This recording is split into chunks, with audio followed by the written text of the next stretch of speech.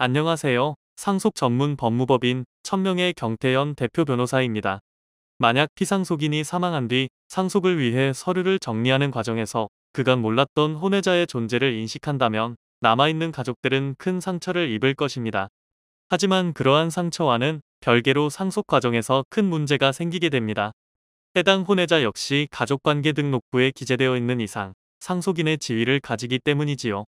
그렇다면 이러한 경우 어떻게 문제를 해결할 수 있을까요? 오늘은 이와 관련하여 저희 법무법인 천명을 찾아주신 사례가 있어 해당 사례와 함께 해결 방법에 대해 알아보도록 하겠습니다.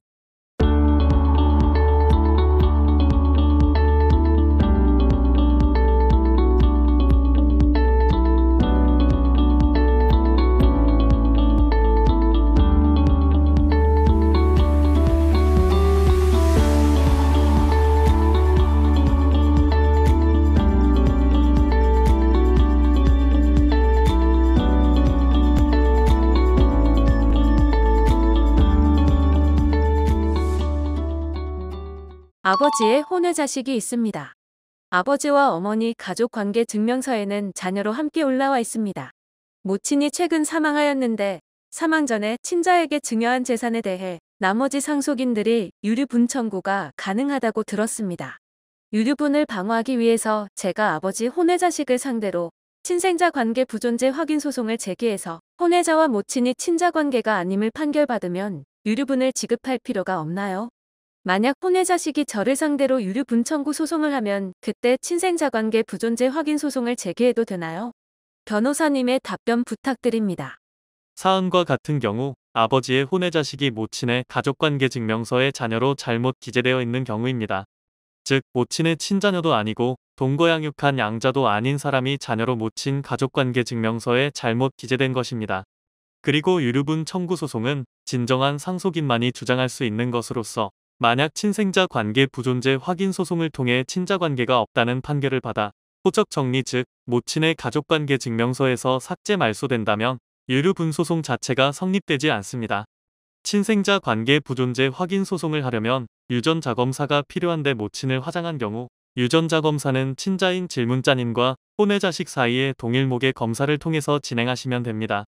또한 당사자인 모친과 친자 아닌 사람이 한 명이라도 생존하고 있다면 언제든지 소송이 가능합니다. 만약 2명 모두 사망한 경우라면 2년 이내에 제기해야 합니다. 질문자님의 경우 모친은 돌아가셨지만 친자 아닌 사람이 생존해 있으므로 생존하는 동안에는 언제든지 친생자 관계 부존재 확인 이소를 진행할 수 있습니다. 그러므로 지금 곧바로 질문자님이 혼외 자식을 상대로 친생자 관계 부존재 확인 소송을 제기해서 판결을 받을 수도 있고 그 혼외 자식이 질문자님을 상대로 유류분 청구 소송을 제기하였을 때 친생자 관계 부존재 확인 소송을 제기해서 판결을 받아 유류분 청구 소송을 방어할 수도 있습니다. 오늘은 상속 과정에서 혼외자의 존재에 대응하는 방법에 대해 알아보았습니다. 혼외자의 존재는 상속분에 지대한 영향을 끼치기에 상속 개시 전후로 가족관계를 사실에 합치하도록 정리하는 것은 무엇보다도 중요한 일입니다.